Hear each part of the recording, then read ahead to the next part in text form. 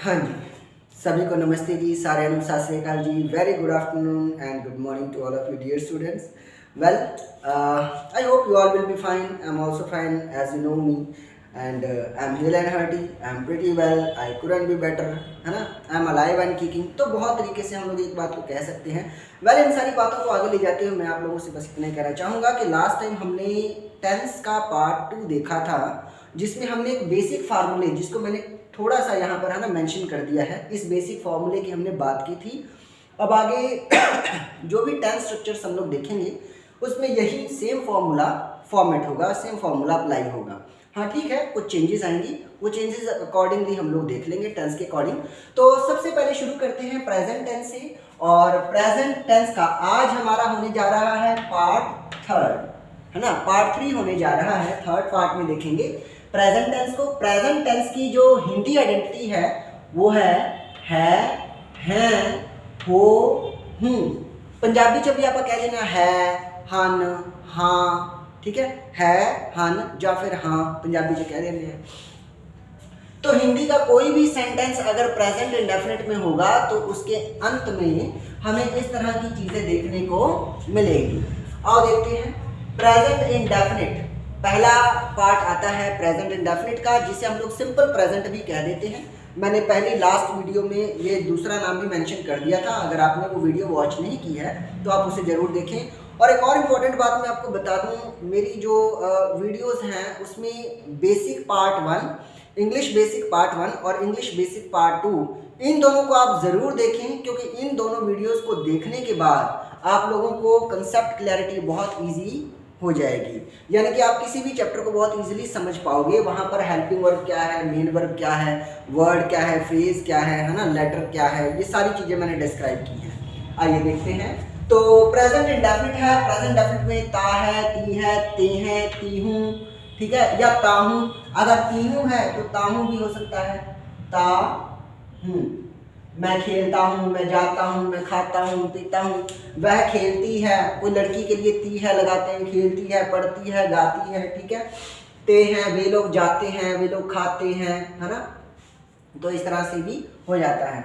अब आओ देखो पॉजिटिव सेंटेंस. हर एक टेंस में 4 तरह के सेंटेंस बन सकते हैं. चारों तरह के सेंटेंस बनाने के लिए ये जो पैटर्न हमने लिखा था, यही पैटर्न फॉलो होगा.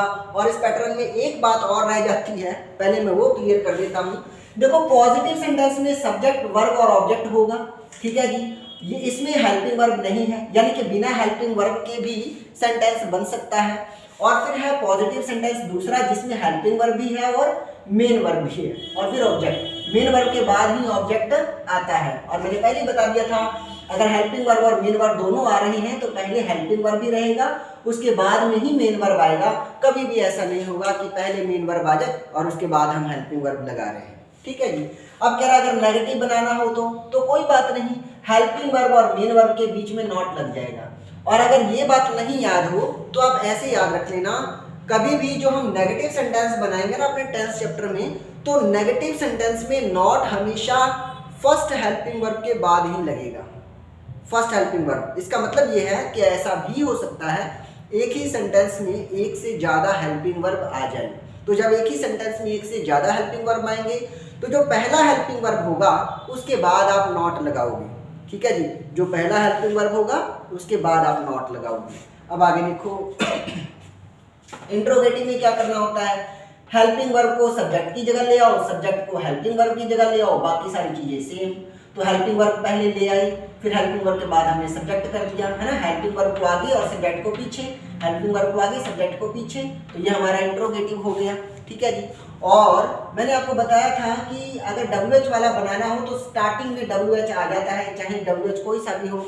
WH मतलब what, when, where, whom, how, who, ये सारी चीजें WH वर्ड कहलाती हैं. अब देखो एक और सेंटेंस होता है इंट्रोनेगेटिव सेंटेंस, जिसमें सवाल भी पूछा जाता है और नो, नॉट जैसी चीजें भी लग जाती हैं, ठीक है. तो देखो इसको कैसे बनाना है, इसके बनाने के 2 तरीके हैं. या तो आप हेल्पिंग वर्ब के बाद नॉट लगा देना, या तो आप हेल्पिंग वर्ब के बाद नॉट लगा देना, या फिर आप सब्जेक्ट के बाद नॉट लगा देना. दोनों ही सही है। या तो हेल्पिंग वर्ब के बाद नॉट या फिर सब्जेक्ट के बाद नॉट लगा दोगे तो दोनों ही सही है। कभी भी ऐसा मत करना कि हेल्पिंग वर्ब के बाद भी नॉट लगा देना और फिर सब्जेक्ट के बाद भी नॉट लगा देना, ऐसा कभी नहीं होगा, एक ही बार नॉट लगेगा। ठीक है जी। अब एक बात और समझो, अगर आपने हेल्पिंग वर्ब के बाद नॉट लगाया है तो इसका मतलब है कि आप बात पर जोर दे रहे हो, आप अपनी बात पर जोर दे रहे हो। बात पर जोर देने को हम एम्फेसिस भी कहते हैं, EMPHASIS, एम्फेसिस भी कहते हैं। ठीक है जी। और अगर आपने सब्जेक्ट के बाद नॉट लगाया है दैट मीन्स कि आप नॉर्मल क्वेश्चन कर रहे हो, नॉर्मल क्वेश्चन मतलब एक साधारण सा आप सवाल पूछ रहे हो, नॉर्मल क्वेश्चन कर रहे हो, यानी कि आप एक ऐसा सवाल पूछ रहे हो जिसका जवाब आपको वास्तव में नहीं पता, आप जानना चाहते हो इसलिए आप पूछ रहे हो। लेकिन अगर आपने हेल्पिंग वर्ब के बाद नॉट लगाया तो इसका मतलब आप ऐसा सवाल कर रहे हो जिसका जवाब आपको पता है लेकिन सामने वाले को कंफर्म कराने के लिए, ये अपनी बात पे जोर देने के लिए आप वो सवाल पूछ रहे हो। ठीक है जी। और देखते हैं तो है प्रेजेंट इंडेफिनिट टेंस। देखो पॉजिटिव सेंटेंस इसमें कैसे बनेगा, पहले सब्जेक्ट, फिर वर्ब की फर्स्ट फॉर्म, फिर SES या फिर IES, इन तीनों में से कोई भी एक चीज लग जाएगी। कब लगेगी, कहाँ लगेगी, इसकी भी बात हम लोग देखेंगे, इसकी भी चर्चा हम लोग करेंगे। IES लगाने के बाद यानी कि मेन वर्ब यहाँ से यहाँ तक ये पूरा मेन वर्ब हो जाएगा और फिर यहाँ पर ऑब्जेक्ट आ जाएगा। ठीक है जी। अब S लगाना है, SES या IES कहाँ लगेगा पहले ये ध्यान रख लो। ये तीनों में से कोई भी चीज हम लगाएंगे तो कब लगाएंगे इस बात का पता हमें कहां से चलेगा, इस रूल से चलेगा। देखो जी, इस रूल से कह रहा है अगर हमारा सब्जेक्ट ही, शी, इट तथा थर्ड पर्सन सिंगुलर सब्जेक्ट हो, I am repeating, he, she, it तथा थर्ड पर्सन सिंगुलर सब्जेक्ट हो तो इसके लिए SES या फिर IES लगता है। ठीक है, यानी कि अगर हमारा यहाँ पर सब्जेक्ट जो है ना वो इनमें से कोई हुआ तो हम लोग SES या IES लगाने के बारे में सोचेंगे, और अगर इनमें से कोई सब्जेक्ट नहीं हुआ तो फिर हमें SES या IES लगाने के बारे में बिल्कुल नहीं सोचना है, तब हम सिर्फ वर्ब की फर्स्ट फॉर्म लगा देंगे। ठीक है जी। अब S लगाएं, ES लगाएं, IES लगाएं, ये कैसे पता चलेगा तो आओ देख लेते हैं। कह रहा है नेक्स्ट रूल, ये देखो नेक्स्ट रूल देखो, कह रहा है कि अगर S, double S, SH, CH, X, Z तथा O अगर इनमें से कोई वर्ब की फर्स्ट फॉर्म के एंड में हो तो ES लगता है। समझ रहे हो, अगर ये मान लो सब्जेक्ट हमने लगा दिया, मान लो इनमें से कोई सब्जेक्ट आ गया यहाँ पे और फिर हमने वर्ब की फर्स्ट फॉर्म लगाई, जो वर्ब की फर्स्ट फॉर्म है उसके एंड में इनमें से अगर कोई आता है तब तो हम क्या लगा देंगे, ES लगा देंगे एंड में। ठीक है जी। लेकिन अगर वर्ब की फर्स्ट फॉर्म के एंड में कोई कॉन्सोनेंट आया हो और फिर उसके साथ Y हो, समझना ध्यान से, अगर वर्ब की फर्स्ट फॉर्म के एंड में कोई कॉन्सोनेंट आया हो और फिर Y हो तो Y को हटा के IES लगता है। अगर कॉन्सोनेंट हो तो, अगर वर्ब की फर्स्ट फॉर्म के एंड में Y हो और उससे पहले कोई कॉन्सोनेंट हो तो Y को हटा के उसकी जगह IES लगा देंगे। लेकिन अगर वॉवल हो तो, कॉन्सोनेंट की जगह अगर वॉवल हो तो कुछ नहीं करना, वॉवल प्लस Y हो तो Y को बिना हटाए ही, यानी कि Y को हटाना नहीं है, Y के साथ ही हम लोग S लगा देंगे और वो चीज सही हो जाएगी। ठीक है जी। अब देखो अगर कह रहा है कि ये जो पहली कंडीशन आप बता रहे हो, जो दूसरी कंडीशन आप बता रहे हो, या जो ये तीसरी कंडीशन आप बता रहे हो, अगर इन तीनों कंडीशंस के अलावा कोई और कंडीशन हुई तो क्या करें, तो देखो मैंने लिखा है रेस्ट अदर्स के साथ आप सिर्फ S लगा दोगे, यानी कि S लग जाएगा और सारा रूल फॉलो हो जाएगा। तो उम्मीद है कि आपको ये सारी बातें मेरी समझ में आई होंगी। अब इसके लिए एक छोटी सी एग्जांपल भी देख लो। ये रूल आप लोग अगर इसका एक स्क्रीनशॉट लेना चाहो तो स्क्रीनशॉट ले सकते हो, फिर मैं इसको थोड़ा सा रिमूव कर दूंगा।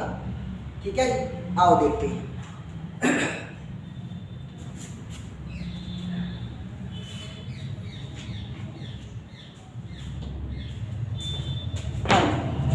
अगर हम ये कहें he goes to school, he goes to school, SCHOOL, school, तो देखो ही क्या है, सब्जेक्ट, GOO क्या है, वर्ब की फर्स्ट फॉर्म, और इसमें क्या लगाया है, ES। ES क्यों लगाया है, क्योंकि GOO ये है हमारी वर्ब की फर्स्ट फॉर्म, और इसके एंड में क्या लगा हुआ है, O।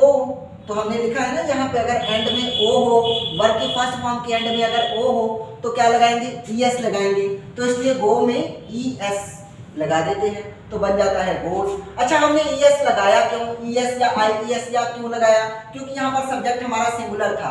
अगर इसी ही की जगह यहाँ पर I या फिर वी या फिर दे या फिर कोई भी और प्लूरल सब्जेक्ट आया होता तो हमें ES लगाने की जरूरत नहीं होती, तब हम ES नहीं लगाते, तब सिर्फ गो, वर्ब की फर्स्ट फॉर्म, सिर्फ वर्ब की फर्स्ट फॉर्म लगा देते। तो ही गोज टू स्कूल, वह स्कूल जाता है, लेकिन आई गो टू स्कूल, मैं स्कूल जाता हूँ।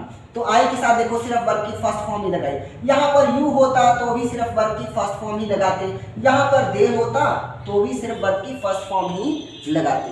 कहने का मतलब ये है कि यहाँ पर सब्जेक्ट के अकॉर्डिंग हम यहाँ पर SES या IES लगाएंगे, और यहाँ पर हमने ES लगाया। अब देखो, वह खेलता है, ही प्लेज, ही प्लेज। तो देखो प्लेज में PLAY, प्ले, ये क्या है, वर्ब की फर्स्ट फॉर्म है, एंड में क्या है, वाई, और वाई से जस्ट पहले क्या है, वाई से जस्ट पहले क्या है, ए, और ए क्या होता है, वॉवल होता है। तो देखो हमने अभी रूल पढ़ा है ना, एंड में वाई हो, है ना, वॉवल प्लस वाई हो, वर्ब की फर्स्ट फॉर्म के एंड में वॉवल प्लस वाई हो, तो वॉवल है ए और इसके साथ लगा है वाई, वॉवल प्लस वाई है, तो क्या करेंगे वाई को बिना हटाए ही एस लगा देंगे, वाई को हटाए बिना एस लगा देंगे। यही काम हमने यहाँ पर किया है, वाई लगा हुआ है और उसके साथ हमने एस लगा दिया, ही प्लेज। ठीक है जी। अब वही कहना हूँ कि शी वह चिल्लाती है, तो CRIES, क्यों, क्राइज लिखा हुआ है, क्राई के फर्स्ट फॉर्म क्या है, CRY, क्राई, एंड में क्या है, वाई, और वाई से पहले क्या है, आर, आर क्या होता है, कॉन्सोनेंट होता है, आर क्या होता है, कॉन्सोनेंट होता है।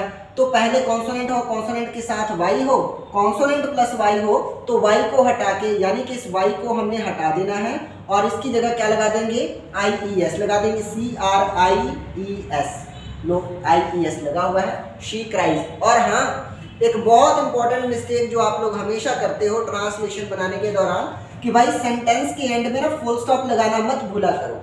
अगर फुल स्टॉप लगना है तो फुल स्टॉप लगाओ, जैसे यहाँ पर हर के बाद फुल स्टॉप लगना चाहिए, और अगर ये इंट्रोगेटिव है तो क्वेश्चन मार्क भी जरूर लगाओ, क्वेश्चन मार्क भी जरूर लगाओ।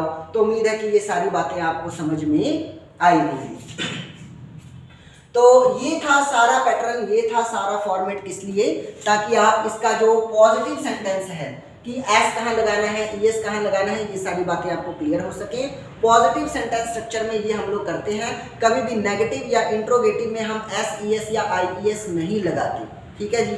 ये जितना भी ताम झाम, ये जितना भी रूल्स रेगुलेशंस आपने अभी अभी देखे, ये सारे के सारे रूल्स फॉलो होंगे किसमें, पॉजिटिव सेंटेंस में। किस टेंस के, प्रेजेंट इंडेफिनिट टेंस के पॉजिटिव सेंटेंस में, सिर्फ पॉजिटिव में और किसी में नहीं। तो उम्मीद है कि ये जो बातें हैं ये आपको अच्छे से समझ में आई होंगी, रेस्ट हम लोग देखेंगे। हाँ जी dear students, rest of the points जो है वो हम लोग अपनी नेक्स्ट वीडियो में देखेंगे, और इस वीडियो को हम यहीं तक रखते हैं। उम्मीद है आपको ये सारी बातें समझ में आई होंगी। अगर इस वीडियो के रिगार्डिंग आपके मन में कोई भी प्रश्न हो, कोई भी शंका हो, संदेह हो, कोई भी डाउट्स हो, तो आप इस नंबर पे मुझे कांटेक्ट भी कर सकते हैं, या फिर इस वीडियो में ही आप कमेंट करके अपना क्वेश्चन भी रख सकते हैं, और कोई डाउट हो तो वो भी आप पूछ सकते हैं। ठीक है जी। Thank you everyone for giving me your precious time. जय हिंद, जय भारत, जय आर्यावर्त।